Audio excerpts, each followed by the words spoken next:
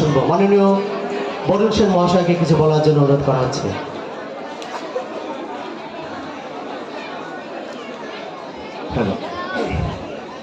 উপস্থিত এলাকার সম্মানীয় বিধায়ক শ্রী অসীম বিশ্বাস মহাশয়কে সশ্রদ্ধ প্রণাম। সেই সঙ্গে উপস্থিত আছে বিদ্যালয়ের সম্মানীয় প্রধান শিক্ষক মহাশয়, উপস্থিত আমার সহকর্মীবৃন্দ এবং সম্মানীয় মঞ্চ, সকলকে শ্রদ্ধা, শুভেচ্ছা এবং অভিনন্দন।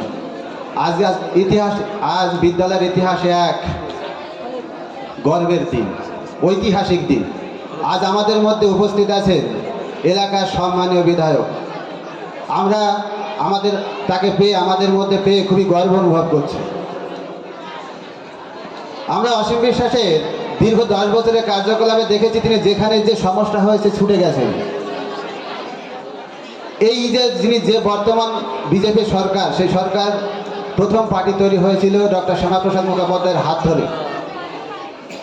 পরবর্তীকালে আমাদের এখন যে কেন্দ্র সরকার রয়েছে, তিনি যে 370 ধারার কথা বলেছিলেন তা উপড়ে ফেলতে সমর্থ হয়েছে বর্তমান সরকার, এবং তারই প্রতিনিধি তিনি।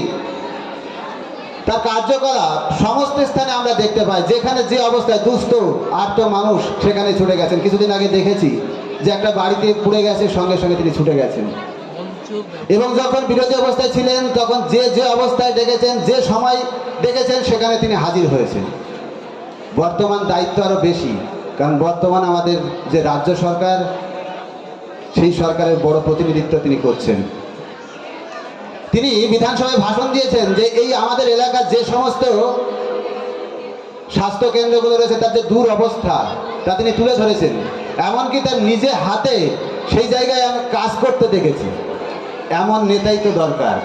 নেতা শুধুমাত্র দায়িত্ববোধ নয়, কর্তব্যবোধ নয়, নেতা হলো মানুষের হৃদয়কে জয় করা।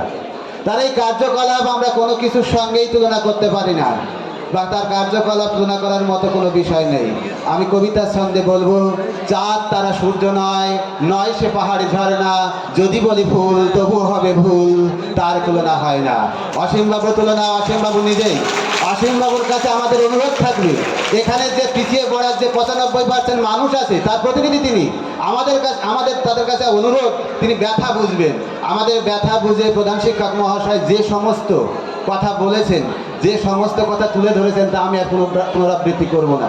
শুধু এটুকুই বলবো, যেন সেই কথাগুলি রেখে আমাদের ওই কাজগুলো যেন একটু বাস্তবায়ন হয়, তাহলেই আমরা ধন্য। আজ আরও একবার ওনাকে কৃতজ্ঞতা সম্মান জানিয়ে এবং সমস্ত মঞ্চে উপবিষ্ট সকলকে সম্মান, শুভেচ্ছা, অভিনন্দন জানিয়ে আমি আমার ক্ষুদ্র বক্তব্য শেষ করছি।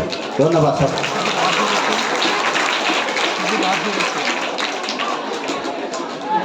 অন্তত হৃদয়স্পর্শী একটি বক্তৃতা দিলেন। বক্তৃতার একটা 2-4 কথা বললেন মাননীয় শিক্ষক বরুণ সেন মহাশয়। অনেক